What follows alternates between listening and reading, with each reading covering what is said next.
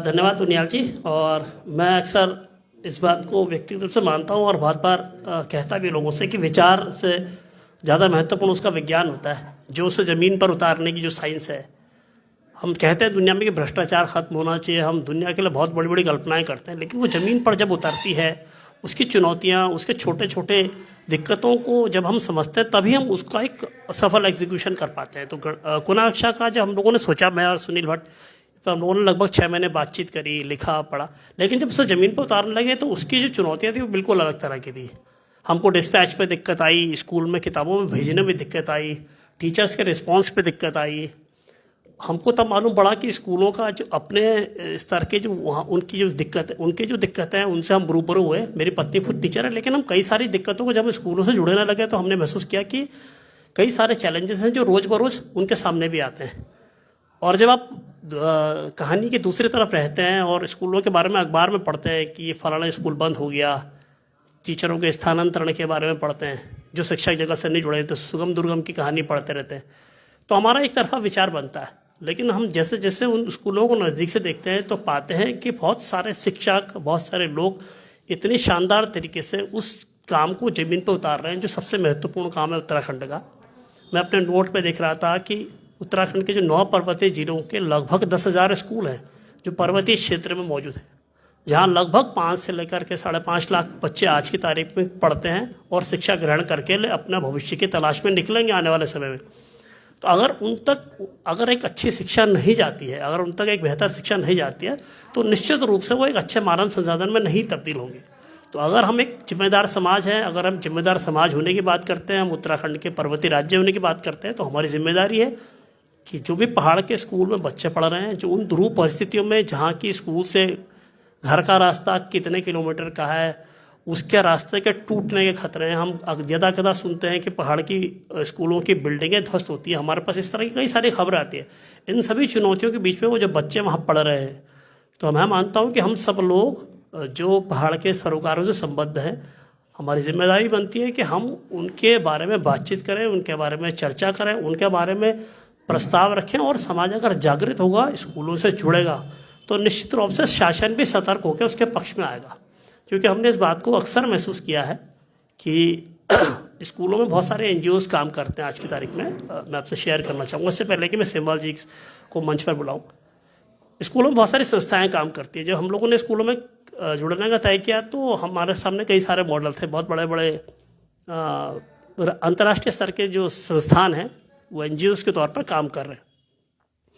ऐसा नहीं कहना चाहिए कि उनका काम कोई ख़राब काम है या वो अच्छा काम नहीं है, लेकिन दुर्भाग्य ये हो गया है कि एक अमेरिका से आने वाला या कोई दिल्ली से आने वाला संस्थान तो स्कूल से जुड़ा हुआ है, लेकिन उस स्कूल के बगल का जो समाज है, उस स्कूल के बगल का जो गांव है, उसके लोग उस स्कूल से नहीं जुड़े हुए।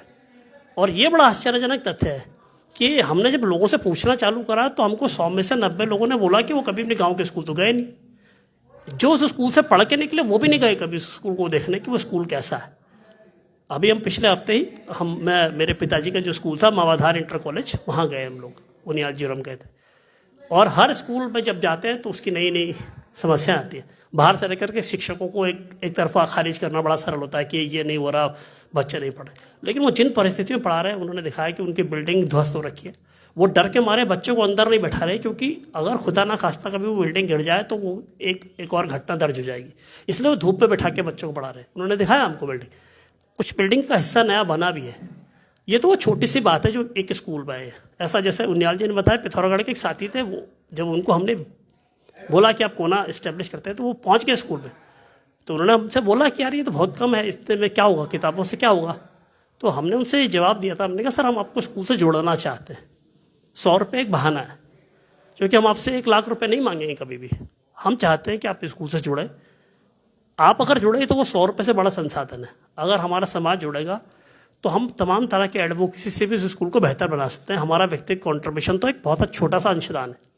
तो इस तरह की जो हमारी ये कुनाक्षा की पहल है, दरअसल में किताब देने की पहल तो है ही, क्योंकि किताब दुनिया का सबसे सस्ता और सबसे प्रभावी ज्ञान को देने का माध्यम है। लेकिन उस स्कूल के लिए जो और बड़े काम किए जा सकते हैं, अगर समाज उसका जुड़ा, उसका कोई अटैचमेंट हुआ, तो एक बड़ी तब्दीली स्कूलों की स्थिति में आ सकती है। मैं राजस्थान और कर्नाटक के मैंने स्कूल देखे हैं इत्तेफाक से मैं गया था, तो तब मैंने महसूस किया कि वहाँ का समाज बहुत सक्रिय रूप से स्कूलों के साथ खड़ा है। एक एक स्कूल इतनी बढ़िया बढ़िया परिस्थिति में था कि वो समाज के योगदान से खड़े हो रखे। तो हम चाहते हैं कि आने वाले समाज में हमारा समाज भी सक्रिय रूप से उन स्कूलों के साथ खड़ा हो, उन शिक्षकों को समझे, उनकी दिक्कतों को समझे, उनसे बातचीत करें और रास्ता निकालें। अगर हमारा ये अभियान किताबों के साथ समाज को एक रचनात्मक भूमिका के लिए तैयार कर पाए तो हम पाएंगे कि हमारा लक्ष्य सफल रहा। संख्या तो इसमें एक मील का पत्थर है कि हमने 565 स्कूल करेंगे, 600 स्कूल करें या 1000 करेंगे, लेकिन लक्ष्य है एक बड़े समाज को स्कूल में सामाजिक गतिविधि की तरफ ले जाना है।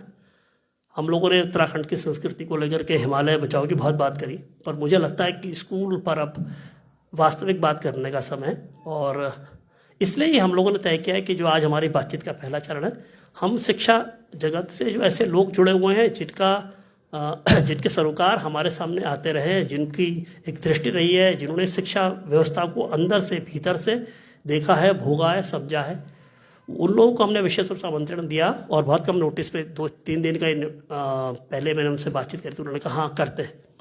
तो ऐसे साथी हमारे बीच में मौजूद हैं। तो मैं चाहूँगा सबसे पहले शिव प्रसाद सेमवाल जी, जो शिक्षा जगत से जुड़े होने के साथ सामाजिक सरोकारों के लिए भी अपने जाने जाते हैं, मैं चाहूँगा वो अपना संबोधन हम सबके साथ रखें और उसके बाद हम उनसे सवाल ले सकते हैं। तो संबोधन सेमवाल जी से निवेदन रहेगा कि 15 से 20 मिनट अपनी बात रखेंगे और उसके बाद हम सब अपनी बातचीत